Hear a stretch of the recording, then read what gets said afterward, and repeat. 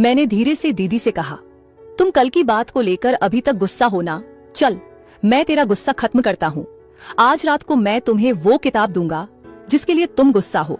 ये सुनते ही दीदी के चेहरे पर खुशी झलक उठी। दीदी बोली, सच में भाई? मैंने कहा, हाँ एकदम सच। शाम को दीदी कमरे में आने के बाद मेरे बगल में आकर बैठ गई और लालच भरी निगाहों से मेरी तरफ देखने लगी। तब मैंने दीदी से कहा, अभी थोड़ी देर रुको, पहले सभी को सो जाने दो। 10 बजे के आसपास मम्मी पापा सो गए थे। तब मैंने धीरे से दीदी को उठाया तो वह तुरंत उठकर बैठ गई। फिर मैंने उसे वह किताब निकालकर पढ़ने को दी और उसे अपने बगल में बैठा लिया। दीदी बहुत ही शांति से किताब को पढ़ने लगी। मैंने दीदी से कहा, तुम लेटकर आराम से पढ़ो। दीदी भी बिना कुछ बोले लेटकर किताब पढ़ने लगी। थोड़ी देर बाद मैंने धीरे से अपना एक हाथ उसके पैर पर रख दिया, जिस पर दीदी ने कोई प्रतिक्रिया नहीं दी। कुछ देर बाद मैंने धीरे से दूसरा हाथ उसके संतरों पर रखा और सहलाने लगा। तभी दीदी बोली, भाई ये क्या कर रहे हो? मैंने दीदी से कहा, देखो दीदी, तुम कहानी पढ़कर जो महसूस कर रही हो उससे ज्यादा मजा इसमें आएगा। नमस्ते दोस्तों, मेरा नाम राहुल है। मेरी उम्र 25 साल है। पहले मैं आप लोगों को अपनी फैमिली के बारे में बताता हूँ। हमारे घर में 4 लोग हैं, पापा मम्मी और मैं। मेरी एक बहन भी है जो कि अभी 20 साल की है। उसका नाम रिया है। मेरी बहन रिया देखने में बहुत ही खूबसूरत है। उसका शरीर कमाल का है। उसका गोरा रंग और उसके मस्त संतरों को देखकर किसी का मन भी दीदी की पिलाई का कर सकता है। दीदी की ऐसी खूबसूरती देख आखिर किसका औजार तनाव में नहीं होगा। ये कहानी आज से 2 साल पहले की है। दीपावली का त्योहार आने वाला था तो मम्मी ने हम लोगों को साफ सफाई के काम में लगाया था। साफ सफाई करते वक्त मेरी दीदी को एक किताब मिली जो उसने मुझे दिखाई। जब हमने उस किताब को खोला तो देखा कि उसमें रोमांटिक कहानियां और पिलाई के बारे में लिखा था। ये देखकर मेरी दीदी पूछने लगी, ये क्या है?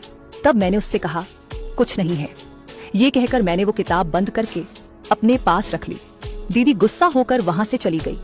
शाम को साफ सफाई करने के बाद हम सब लोगों ने मिलकर खाना खाया और फिर सोने के लिए अपने कमरे में चले गए। मेरी बहन और मैं एक ही कमरे में सोते थे तो मैंने कमरे की लाइट बंद करके नाइट बल्ब जला दिया और उसके सोने का इंतजार करने लगा ताकि सुबह मिली किताब को पूरा पढ़ सकूं। जब दीदी सो गई तो मैंने धीरे से फोन की लाइट जलाई और वह किताब देखने लगा। नाइट बल्ब में इतनी रोशनी नहीं होती है कि किताब आसानी से देखी जा सके, इसलिए मैंने मोबाइल की टॉर्च जला ली थी। उसमें एक कहानी बहन और भाई की भी थी, जिसको पढ़कर मैं बहुत उत्साह में हो गया और अपने हाथ से अपने औजार को सहलाने लगा। जैसे जैसे कहानी आगे बढ़ती गई, मेरा औजार भी पूरी तरह तनाव में होकर अंडरवियर से बाहर निकलने को होने लगा। मैंने अपने औजार को अपनी अंडरवियर से निकाल लिया और उसे सहलाने लगा। मगर दिक्कत तब हुई जब कहानी तो खत्म हो गई, मगर मेरा मन अभी तक शांत नहीं हुआ। तभी मेरी नजर सोती हुई दीदी के संतरों और उसके पैरों पर पड़ी। उसके संतरों को देखकर मैं और जोर जोर से औजार को सहलाने लगा। मेरी दीदी घर पर ज्यादातर शॉर्ट्स में ही रहती है, पर मैंने पहले कभी भी उसको ऐसी नजरों से नहीं देखा था। पर पता नहीं आज क्यों मैं अपने आप को रोक नहीं पाया और देखते ही देखते मेरे औजार से रस निकल गया। सच में आज औजार से रस भी काफी ज्यादा निकल गया था। उसके बाद दीदी के संतरों को देखते देखते पता नहीं कब नींद लग गई, पता ही नहीं चला। सुबह जब दीदी ने मुझे जगाया तब मेरी नींद खुली। वैसे तो रोज मुझे जगाने का काम मेरी दीदी ही करती थी, पर पता नहीं आज क्यों उसके जगाने का तरीका कुछ उखड़ा हुआ सा था। शायद दीदी कल की बात को लेकर अब तक गुस्सा थी, पर अब मेरा मन तो उसकी जवानी के मजे लेने का होने लगा था। तो मुझे अब कुछ भी करके दीदी के गुस्से को प्यार में बदलना था। जब मैं उठकर कमरे से बाहर निकला तब तक घर से पापा काम पर जा चुके थे और मम्मी किचन में खाने की तैयारी में लगी हुई थी। तभी दीदी मम्मी को आवाज लगाती हुई बोली, मम्मी मैं नहाने जा रही हूँ, तब तक आप खाना बना दीजिए, फिर मुझे स्कूल भी जाना है। अब मैं हॉल पर बैठकर फोन चलाने लगा। कुछ देर में जब दीदी नहाकर निकली तो मैं उसको देखता ही रह गया।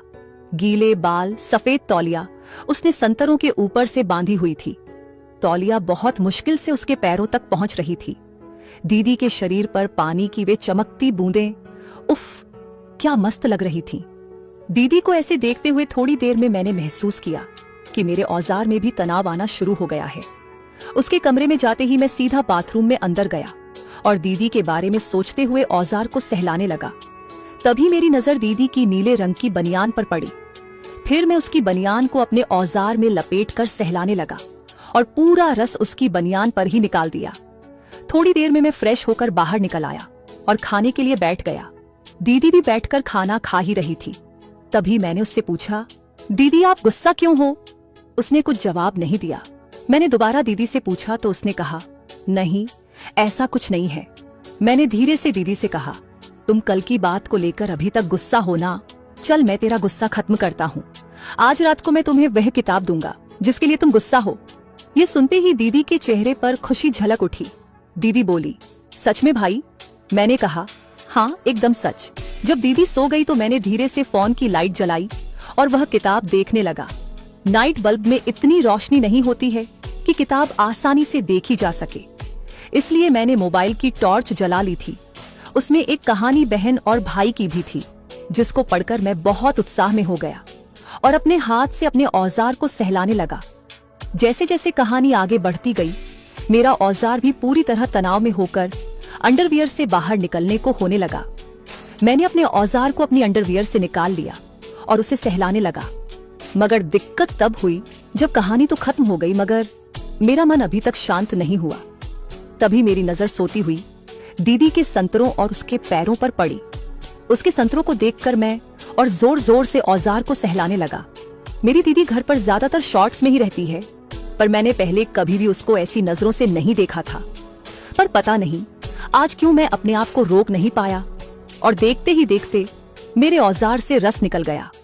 सच में आज औजार से रस भी काफी ज्यादा निकल गया था। उसके बाद दीदी के संतरों को देखते देखते पता नहीं कब नींद लग गई, पता ही नहीं चला। सुबह जब दीदी ने मुझे जगाया तब मेरी नींद खुली। वैसे तो रोज मुझे जगाने का काम मेरी दीदी ही करती थी, पर पता नहीं आज क्यों उसके जगाने का तरीका कुछ उखड़ा हुआ सा था। शायद दीदी कल की बात को लेकर अब तक गुस्सा थी, पर अब मेरा मन तो उसकी जवानी के मजे लेने का होने लगा था। तो मुझे अब कुछ भी करके दीदी के गुस्से को प्यार में बदलना था। जब मैं उठकर कमरे से बाहर निकला तब तक घर से पापा काम पर जा चुके थे और मम्मी किचन में खाने की तैयारी में लगी हुई थी। तभी दीदी मम्मी को आवाज लगाती हुई बोली, मम्मी मैं नहाने जा रही हूँ, तब तक आप खाना बना दीजिए, फिर मुझे स्कूल भी जाना है। अब मैं हॉल पर बैठकर फोन चलाने लगा। कुछ देर में जब दीदी नहाकर निकली तो मैं उसको देखता ही रह गया। गीले बाल, सफेद तौलिया उसने संतरों के ऊपर से बांधी हुई थी। तौलिया बहुत मुश्किल से उसके पैरों तक पहुंच रही थी। दीदी के शरीर पर पानी की वे चमकती बूंदें, उफ क्या मस्त लग रही थी। दीदी को ऐसे देखते हुए थोड़ी देर में मैंने महसूस किया कि मेरे औजार में भी तनाव आना शुरू हो गया है। उसके कमरे में जाते ही मैं सीधा बाथरूम में अंदर गया और दीदी के बारे में सोचते हुए औजार को सहलाने लगा। तभी मेरी नजर दीदी की नीले रंग की बनियान पर पड़ी। फिर मैं उसकी बनियान को अपने औजार में लपेटकर सहलाने लगा और पूरा रस उसकी बनियान पर ही निकाल दिया। थोड़ी देर में मैं फ्रेश होकर बाहर निकल आया और खाने के लिए बैठ गया। दीदी भी बैठकर खाना खा ही रही थी। तभी मैंने उससे पूछा, दीदी आप गुस्सा क्यों हो? उसने कुछ जवाब नहीं दिया। मैंने दोबारा दीदी से पूछा तो उसने कहा, नहीं ऐसा कुछ नहीं है। मैंने धीरे से दीदी से कहा, तुम कल की बात को लेकर अभी तक गुस्सा हो ना? चल मैं तेरा गुस्सा खत्म करता हूँ। आज रात को मैं तुम्हें वह किताब दूंगा जिसके लिए तुम गुस्सा हो। ये सुनते ही दीदी के चेहरे पर खुशी झलक उठी। दीदी बोली, सच में भाई? मैंने कहा, हाँ एकदम सच। फिर दीदी स्कूल के लिए निकल गई और मैं घर पर रहकर शाम का इंतजार करने लगा। आज का दिन कांटे नहीं कट रहा था। किसी तरह दिन खत्म हुआ। शाम हुई, सबने खाना खाया और सोने के लिए मैं अपने कमरे में आ गया। थोड़ी देर में दीदी भी कमरे में आ गई। आज उसने एक हल्की सी जालीदार लाल टॉप और नीचे शॉर्ट्स पहना हुआ था। दीदी कमरे में आने के बाद मेरे बगल में आकर बैठ गई और लालच भरी निगाहों से मेरी तरफ देखने लगी। तब मैंने दीदी से कहा, अभी थोड़ी देर रुको, पहले सभी को सो जाने दो। 10 बजे के पास घर पर मम्मी पापा सो गए थे। तब मैंने धीरे से दीदी को उठाया तो वह तुरंत उठकर बैठ गई। फिर मैंने उसे वह किताब निकालकर पढ़ने को दी और उसे अपने बगल में बैठा लिया। दीदी बहुत ही शांति से किताब को पढ़ने लगी। मैंने दीदी से कहा, तुम लेटकर आराम से पढ़ो। दीदी भी बिना कुछ बोले लेटकर किताब पढ़ने लगी। थोड़ी देर बाद मैंने धीरे से अपना एक हाथ उसके पैर पर रख दिया, जिस पर उसने कोई प्रतिक्रिया नहीं दी। शायद वह कहानी में इतना खो गई थी कि उसे पता ही नहीं चला। फिर मैंने अपना दूसरा हाथ धीरे से उसके सिर पर रखा और उसके बालों से खेलने लगा। कुछ देर बाद मैंने धीरे से एक हाथ उसके संतरों पर रखा और उन्हें सहलाने लगा। तभी दीदी बोली, भाई ये क्या कर रहे हो? मैंने दीदी से कहा, देखो दीदी, तुम कहानी पढ़कर जो महसूस कर रही हो उससे ज्यादा मजा इसमें आएगा। तो दीदी बोली, पर आप मेरे भाई हो। इस बात पर मैंने उसे भाई बहन की कहानी खोलकर पढ़ने के लिए बोला। दीदी पढ़ने के बाद बोली, भाई क्या ये सब सच में होता है? मैंने कहा, और नहीं तो क्या। फिर मैं धीरे से दीदी के संतरों को सहलाने लगा और उससे कहने लगा, देखो दीदी, अब तुम बड़ी हो गई हो, तुम्हें हर चीज की जानकारी होनी चाहिए, इसलिए मैं तुम्हें सब कुछ सिखाऊंगा। इस बात पर दीदी कुछ नहीं बोली और उसने धीरे से सिर हिला दिया। अब मैंने बिना टाइम जाया किए उसके होंठों पर अपने होंठ रख दिए और उसे किस करने लगा। थोड़ी देर में दीदी भी मेरा साथ देने लगी। फिर धीरे से मैंने अपने दोनों हाथों से उसके टॉप को निकाल दिया। दीदी ने काली रंग की बनियान पहनी हुई थी जो उसके मस्त संतरों को आधा ही ढक पा रही थी। दीदी की बनियान से बाहर झांकते हुए उसके मस्त संतरे कहर बरफा रहे थे। मैं बनियान के ऊपर से ही दीदी के संतरों को सहलाने लगा।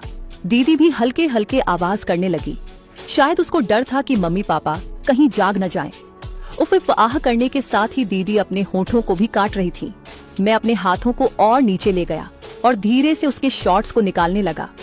जल्दी ही मैंने उसके शॉर्ट्स को भी निकाल दिया। शॉर्ट्स के अंदर उसने काले रंग की पैंटी पहनी हुई थी। हल्की रोशनी में उसके शरीर पर काली रंग की बनियान और पैंटी, उफ, मेरी दीदी क्या मस्त लग रही थी।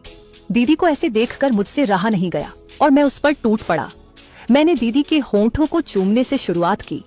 दीदी भी मेरा जमकर साथ दे रही थी। फिर मैं उसकी कमर पर किस करते हुए उसके संतरों को चूमने लगा। दीदी अब आवाज करने लगी थी। इसके बाद मैं अपनी उंगली से पैंटी के बगल से ही उसकी फुदी में अंदर करने लगा। मेरे ऐसा करते ही दीदी ने झट से अपने पैरों को आपस में चिपका लिया।